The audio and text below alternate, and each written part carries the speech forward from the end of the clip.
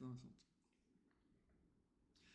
Com a taxa Selic a 14,25% ao ano, o investidor se pergunta: como faço para capturar esses investimentos e, principalmente, bombar esses investimentos por mais tempo? É o tal do suco, Lucas? É o suco. Vamos pôr nossos investimentos para tomar o suco? Para quem é mais jovem e acompanha as redes sociais, conhece E gosta do termo. treino também, né? Sim, e gosta de ir na academia. Bom, como que a gente bomba esse retorno, Lucas? O que é? Quer dizer que 14,25 pode virar 16, 17? Exato.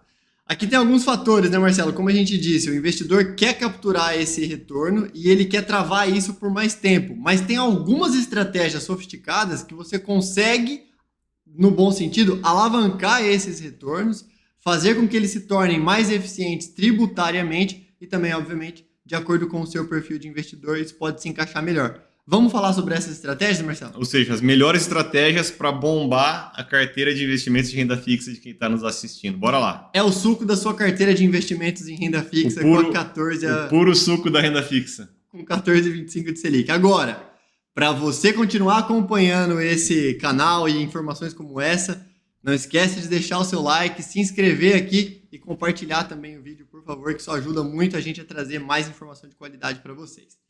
Beleza? Bora lá. Bom, quando a gente fala em renda fixa, só recapitulando aqui para quem não assistiu os nossos últimos vídeos, a gente tem alguns tipos de renda fixa, né, Marcelo? Pós-fixado, que são os investimentos atrelados à taxa Selic e CDI. Vamos falar em Selic e CDI aqui como a mesma coisa, tá, pessoal? São taxas irmãs. Então, pós-fixados. Se a Selic sobe, ele sobe junto. Se a Selic cai, ele cai junto. Os investimentos pré-fixados, eu vou investir numa taxa que ela já é travada. Exemplo, 15% ao ano. Independente do que aconteça com a Selic no período do seu investimento, você contratou 15, é isso. Seja Selic de 16, seja Selic de 10, não importa, travou 15. E os títulos IPCA+, que você trava uma taxa acima do IPCA. Então você tem uma parte pré-fixada e uma parte pós, que são os IPCA+. Marcelo, nesse momento de Selic mais alta, quais são os investimentos mais impactados aqui no investidor? E olhando para frente, qual você acha que pode trazer um retorno mais interessante nas carteiras? Tá, vamos lá, Lucas. A gente tem que sempre olhar essa curva de juros. Já falamos muito disso, tá? Então vou tentar ser um pouquinho mais prático. Vamos lá. Pessoal, se você tiver um pós-fixado, né, e a taxa de juros ela continuar alta ou ela continuar subindo, vai ser benéfico para você. Pessoal, se você tiver um pré-fixado e essa taxa de juros ela continuar alta ou continuar subindo, talvez você não investiu tão bem, né? A gente tem esse viés. Então, bem prático agora. E o IPCA+, é mais o coringão ali, né? Ele é, não o time, né? Até porque... Ainda aqui, bem, até porque ninguém gosta do aqui nenhum de aqui. nós dois aqui gostamos do Corinthians, mas o coringa aqui dos investimentos é o tal de IPCA+, que ele combina um pouco dessas duas coisas, né? Tem momentos que você pode comprar IPCA+, e se dá mal também, tá? Então não é porque ele é um coringa que ele toda hora ele é bom, mas também é uma... Acho que os três aí hoje, né, Lucas, são boas opções. O que a gente precisa ver, o que é ideal para o teu perfil, né? Legal. Porque se o investidor já tem muito risco na carteira, eu prefiro por alocar nos pós-fixados. Agora, se é um investidor super conservador, não tem bolsa na carteira, não tem dólar, não tem nada, talvez seja um bom momento a gente buscar IPCA+, de novo, fazendo uma leitura do teu perfil, buscar um pouco de oportunidades em IPCA+, e pré-fixado. As taxas, nesse momento, você considera que são taxas devido aos riscos aí, tudo isso, né, que a gente sempre fala, mas você acha que a gente está no momento do ciclo, Marcelo, que ele pode apresentar mais oportunidades ou mais riscos nessas taxas pré-fixadas de IPCA? Lucas, eu vou ser um pouco conservador na minha resposta aqui e vou recorrer aos números. Beleza. Historicamente, estamos num bom momento para tomar pré-fixado e IPCA+. Historicamente, tá? Mas vamos lembrar que em algum momento também na Argentina foi um ótimo negócio 10 anos atrás, 15 anos atrás, comprar um IPCA inflação mais 8, né? Ou um pré-fixado. Nossa, pré-fixado aqui na Argentina, título público da Argentina pagando 15. Vou encher o carrinho, tá? Então, a inflação da Argentina estourou, teus 15% de rentabilidade não valem mais nada e você dançou. Então, uma maneira bem, historicamente, estatisticamente, acredito que estamos pensando também em inflação, já a taxa de juros real que a gente está alta demais, pensando em tudo isso, acredito que a gente está num bom momento, tá? Beleza. Bom, explicamos aqui pós-fixado, pré-fixados, demos um pouco da nossa ideia sobre esse assunto. Agora, beleza. Peraí. Se chegou até aqui, ó, vê se você tá inscrito aí no nosso canal. E carimba esse like aí, senão o YouTube não manda nosso vídeo pra ninguém. A gente fica gravando aqui para 60 pessoas assistirem esse baita conteúdo de qualidade. Então, para que a gente possa ter cada vez mais conteúdo e qualidade de imagem, de áudio, de conteúdos com mais frequência, por favor, ajude-nos a levar o nosso conteúdo mais à frente. E a gente fala tudo isso porque a gente sabe que nós estamos conversando aqui com os nossos amigos, clientes, então a gente tem um pouco mais de liberdade para pedir essas coisas, né, Marcelo? E estamos no YouTube, se você não pedir isso aqui, você não é um youtuber, cara. Né? Senão não faça a próxima pergunta, mas como eu sei que você deixou seu like, vamos para a próxima então, Marcelo. Ativou o sininho? Bora lá. Quando a gente fala ali pós-fixado, pré-IPCA, a gente está falando sobre os índices que a gente usa na renda fixa. Uhum. Agora, vamos aprofundar um pouco mais esse assunto. O investidor deve estar pensando assim, poxa vida, mas aí eu olho uma taxa ali de um CDB do meu banco, de uma letra financeira, 108 do CDI, 105 do CDI, para um prazo de 1 ano. Será que é uma boa ideia eu fazer isso? Ou teria outros instrumentos que poderia ser mais eficiente nessa minha alocação? Você acha que tem como a gente olhar Ô, Lucas, para isso também? Eu acho que se você... Não sei se qualquer coisa você repete a pergunta. Sim. Se você investe para o curto prazo, não faz muita diferença. Tá. Se você vai pegar um IPCA+, um pré-fixado, um pós-fixado, tá? Não tem muito para onde fugir. Você diz, isso. né? Agora, também vamos recorrer à técnica aqui, né? Pô, se tu tá investindo para o curto prazo, provavelmente você tem que ter um pouco mais de certeza de que o teu dinheiro, né, ele vai... Ou você precisa estar pré-fixado, né? Ou seria bom você seguir a Selic. Porque se ela continuar subindo, ou se ela acelerar a subida aí nos próximos 6 meses, você ainda capturou mais 6 meses. Uhum. Né? Então, mas se você tem um ônus lá na frente para pagar, o pré-fixado, eu gosto do pré-fixado. Tá. Então, preciso gastar o dinheiro daqui a 1 ano, gosto do pré-fixado. Marcelo, tem esse dinheiro aqui, talvez daqui a 1 ano eu vou precisar dele, não sei, gosto do pós-fixado, é isso. Beleza.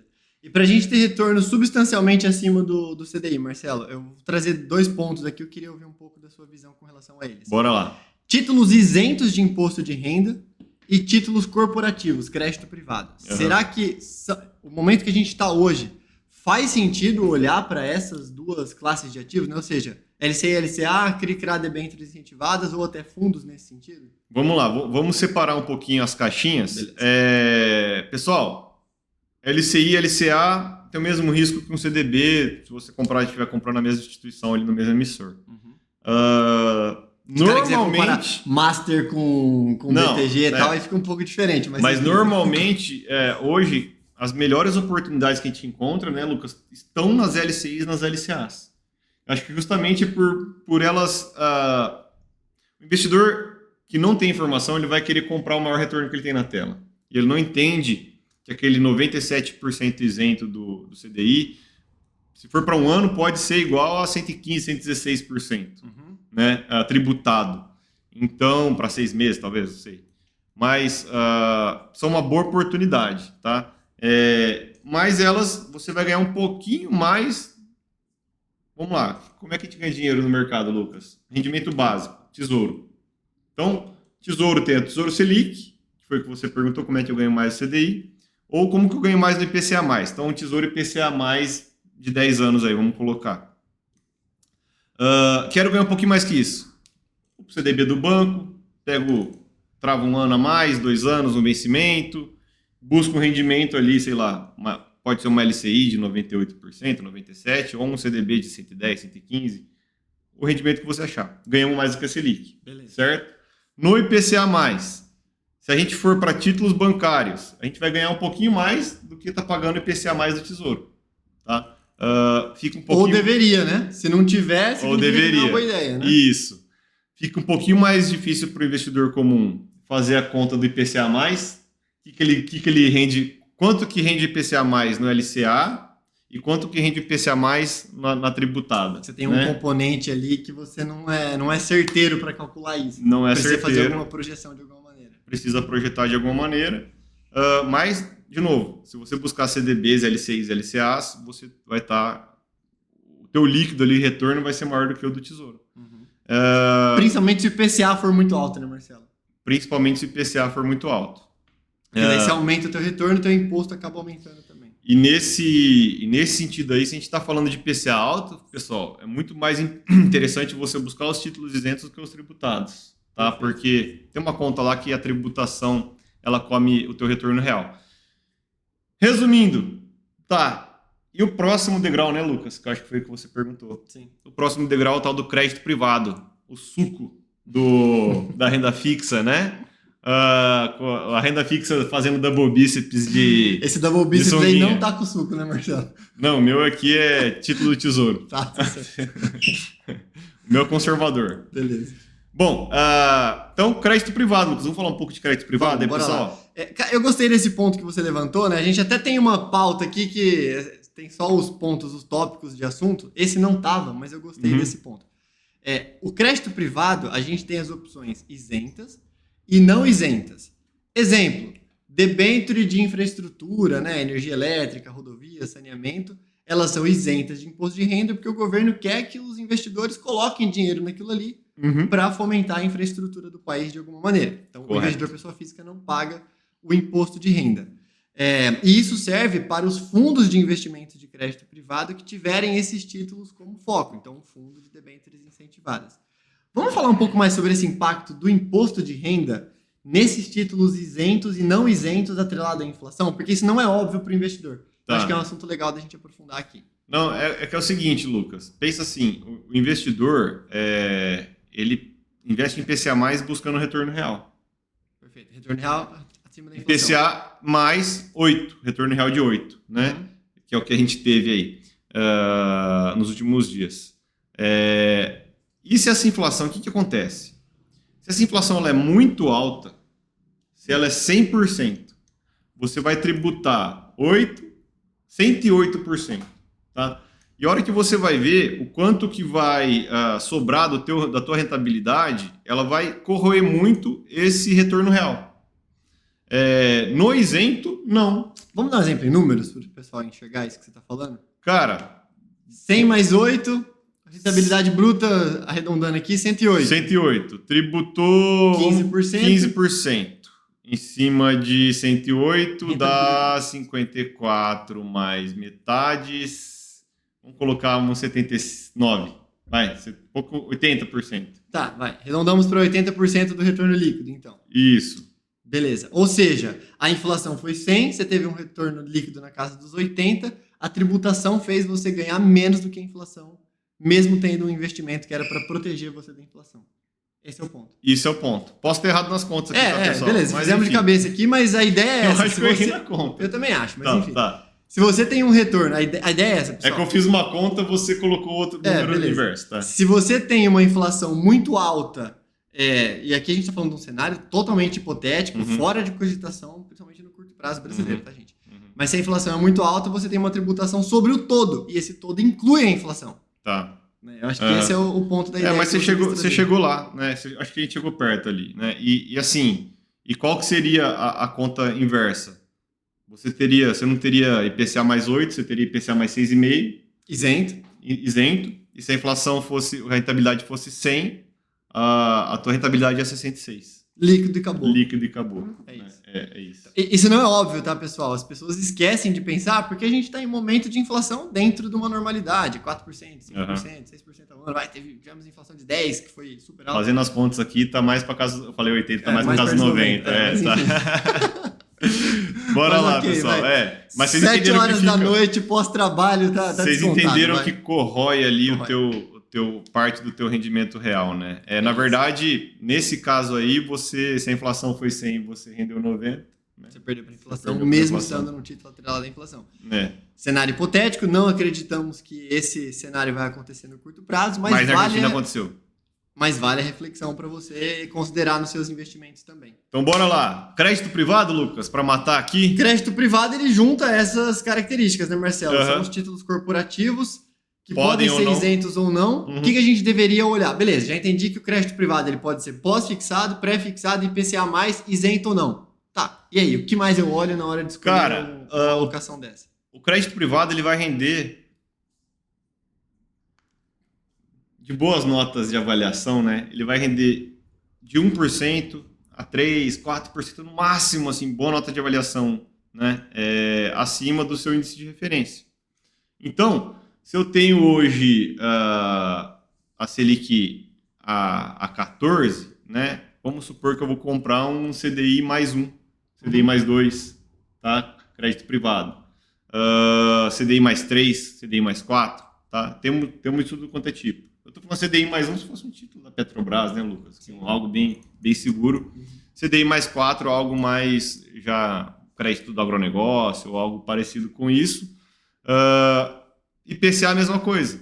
Hoje o título do Tesouro está pagando IPCA mais 8. Eu vou buscar no meu crédito privado IPCA mais 10, por exemplo. IPCA mais 9,5, né? Então, é um jeito, de novo, da gente bombar a nossa renda fixa acima dessas referências de mercado que são os títulos do Tesouro Direto.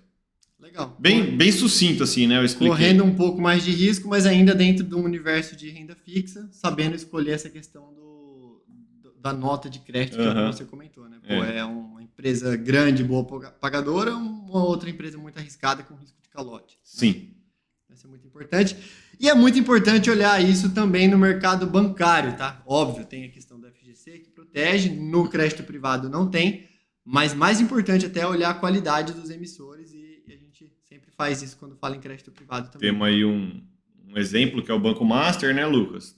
Não que a gente fuja de Banco Master, mas temos na carteira de um outro cliente, mas de forma controlada. Exato.